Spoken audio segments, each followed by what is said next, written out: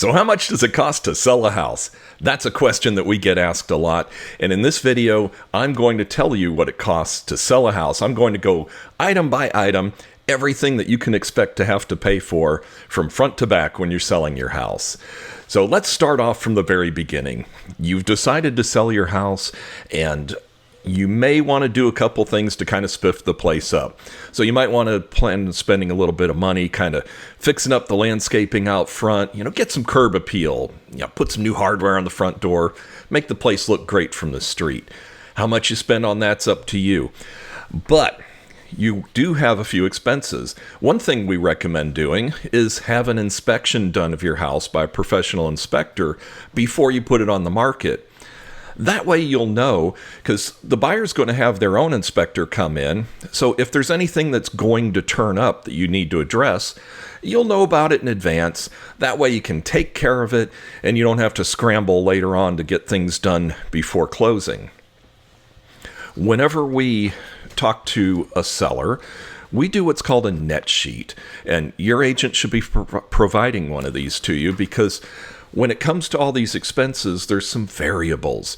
And as far as the fees that a brokerage charges, some things may be all included, or some things you might be expected to pay for. So you need to know exactly what you're getting and what you have to pay for. And that's what this itemized net sheet is all about. So you need to know. Now, as far as brokerages go, the fees are all over the map. It can be from very, very low to pretty expensive. And it all comes down to the fees that are included and what you have to pay for yourself. And also the kind of services that are being provided and what kind of marketing and advertising is being done. So it's, like I say, everybody's got their own plan. There's as many different ways of doing it as there are agents out there. So make sure you know exactly what you're getting and what they're paying for and what you're expected to. In fact, there is one really low-cost brokerage here in the area, and they're very low cost. When we added up all the fees and everything that the sellers expected to pay for, it actually wound up they were one of the more expensive ones here in town. So you have to be careful with that. Now, as far as the expenses go, you've got closing costs. So I want to go over those with you just quickly. And I know this video is going to be a little long, but this is really important to you because you need to know what you're going to be dealing with when you sell your house. So first of all, here in Florida, we use a title company typically to handle the transaction. They hold the money, they handle the escrow deposit, they do the title search, they issue the title insurance, they take care of the whole transaction. So they charge a fee for that. And then there's title insurance. What that does is it ensures that the buyer is getting clear title to the property, and there's not going to be any surprises coming up later on. A few other things that you're going to have is there's some taxes involved. If you're a seller, there's what's called a transfer tax that the state of Florida charges. That's something that's going to be charged to you. Now, of course, like I mentioned before, there's going to be the fee that your brokerage charges to sell your property and do whatever services that they agree to provide to you. So there's going to be a fee for that.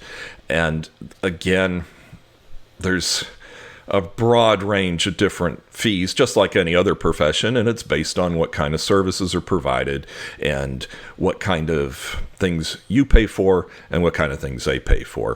For my example here, I'm going to use 3% as a number, but again, it's all over the board, and I just had to pick a number to use for an example. Some people charge less, some people charge more. After everything's said and done, your closing costs for this $450,000 single-family home amounts to $28,500. So that means that, and here's the important number, the selling price is one thing, but the thing that's the most important is how much money goes in your bank account at the end of it all. So for this $450,000 single-family home, the estimated net proceeds is $439,675. That's the number that you need to know. So when you're sitting down and talking with somebody about selling your house, they should be giving you an itemized, what we call a net sheet, which tells you every expense, just line item by line item, and how much money you can expect to have in the bank if you're able to sell for that price. So let me know if you have any questions. We'll tell you anything you want to know.